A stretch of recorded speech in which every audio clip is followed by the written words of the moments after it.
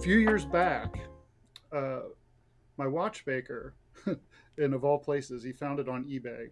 Someone selling 10,000 new old stock vintage cases. 10,000.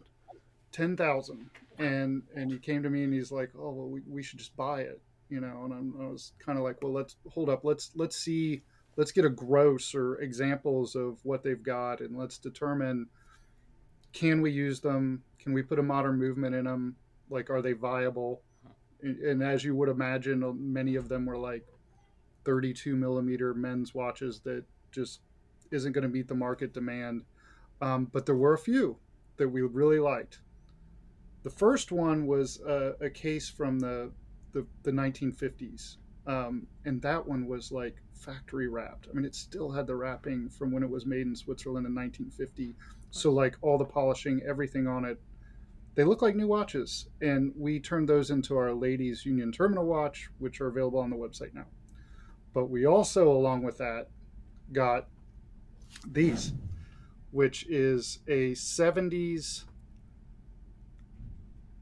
I want to call it a diver, Yeah. but it isn't a diver. Even when this was brand new in 1970, I mean, it has a snapback case. It's just marked water resistant, so this really wasn't a diver, but it was just so cool that we decided to, and we could fit a modern movement in it. So we've got an SW210, a Selita hand wound movement in this watch.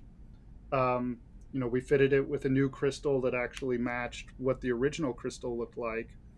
Hmm. And then on the dial is marked 0 feet equals 0 meters, no submersion, superlative desk diver, unofficially certified.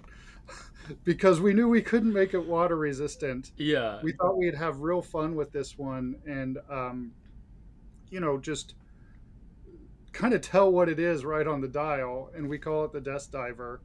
And people have really loved it. Like I said, we're nearly sold out, and we just launched them yesterday. That's so fun. So yeah, vintage Swiss made case. The I couldn't find out much about the brand. It's Atos, and I don't know if I'm pronouncing that Hmm. right. It's AETOS.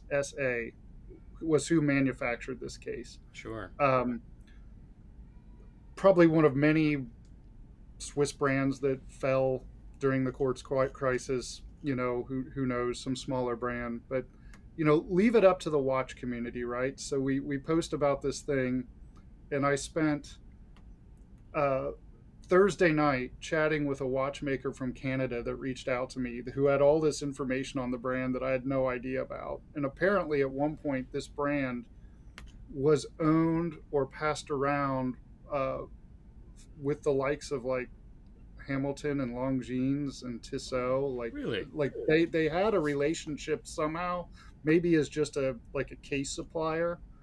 I mean, even the case itself, it isn't marked with the brand name on the back. Hmm. It's on the inside of the case back, which indicates to me this case probably, who knows what it would have said on the dial, right?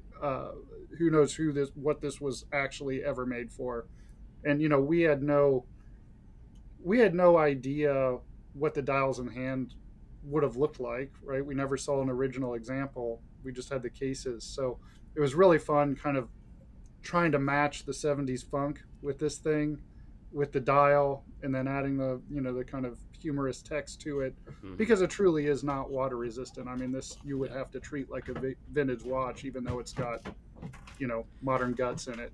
I think that you guys really, I mean, just, I had seen the watch a little bit when you came out with the teaser pictures and everything like that. And I think you guys really nailed it. I mean, It's the, fun. it's very fun. And that really 70s kind of like tonneau cushion shape. I don't know, whatever you want to call it. But Hmm. that really, really, I mean, you really just kind of hit the hallmarks of that 70s design with the bright Yeah, colors and the kind of angular text and features.